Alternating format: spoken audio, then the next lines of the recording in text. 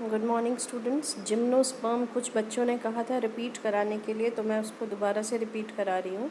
Gymnosperms, these are the plants which don't have a covered ovule. इसमें ovule naked होता है बिना ovary wall के, और इसीलिए सीड भी फ्रूट से कवर्ड नहीं होते हैं। तो सीड की डेवलपमेंट है जो कि विदाउट फ्रूट है। अगर प्लांट की बॉडी की बात करें तो इसका पौधा जो है यूजुअली मीडियम साइज्ड होता है, टॉल भी हो सकता है, श्रब भी हो सकता है। और जो सिक्यूया प्लांट है that is the tallest tree species existing, giant redwood trees हैं, और सबसे बड़ा लंबा प्लांट है ये।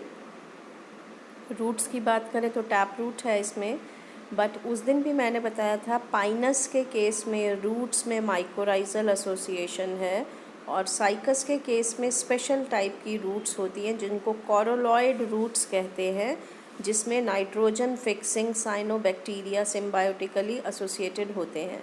स्टेम अनब्रांच्ड भी हो सकती है, ब्रांच्ड भी हो सकती है। लीव्स जो हैं वो सिंपल हैं या कुछ के केस में कंपाउंड है। साइकस के जो लीव्स हैं वो कंपाउंड हैं, मतलब लीफ छोटे छोटे लीफलेट्स में डिवाइडेड होता है।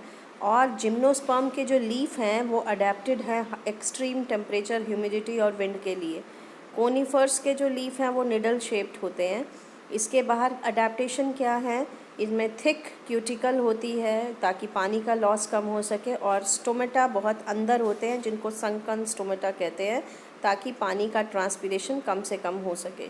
तो ये अडेप्टेशन है टेम्परेचर के लिए इसमें, और लो ह्यूमिडिटी, ये वाटर की रिक्वायरमेंट के लिए।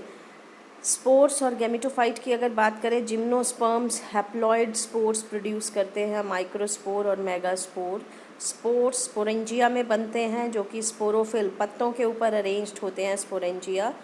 और अगर माइक्रोस्पोरोफिल के अंदर माइक्रोस्पोरो होंगे और मेगास्पोरोफिल्स के अंदर मेगास्पोर होंगे।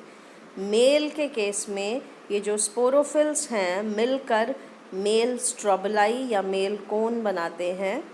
माइक्रोस्पोर जो है मेल गैमेटोफाइट बनाता है जो बहुत छोटा होता है, कुछ ही सेल्स होते हैं इसमें, और यूजुअली इसको पोलन ग्रेन कहा जाता है।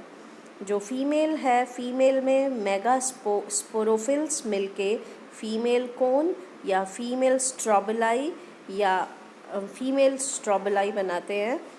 इसके अंदर मेगास्पोर मदर सेल होता है, एक न्यूसेलस, एक न्यूट्रिटिव पोर्शन है जिसमें मेगास्पोर मदर सेल होता है, और वो डिवाइड करता है मेगास्पोर मदर सेल, और मेगास्पोर बनाता है 4 मेगास्पोर मियोटिकली। तो हैप्लॉइड मेगास्पोर बनेंगे। ये जो हैप्लॉइड मेगास्पोर है ये फीमेल गैमेटोफाइट बनाता है जो फ्यू सेल्ड होता है, थोड़े से सेल बनते हैं। गैमेटोफाइट बहुत ज़्यादा छोटा है जिसमें आर्किगोनिया बनते हैं और जिसके अंदर एग प्रोड्यूस होता है। तो पोलन ग्रेन और एग फ्यूज़ करते हैं और उसकी वजह से फिर से स्पोरोफिटिक जनरेशन बन जाती है। जो मल्टी सेलुलर आपका फीमेल गैमेटोफाइट है ये मेगास्पोरेंजियम के अंदर ही रहता है, बाहर नहीं, इंडिपेंडेंट एग्जिस्टेंस नहीं है। इसके केस में 2 तरह के जिम्नोस्पर्म हैं, मेल और female strobili. They may be present on the same tree.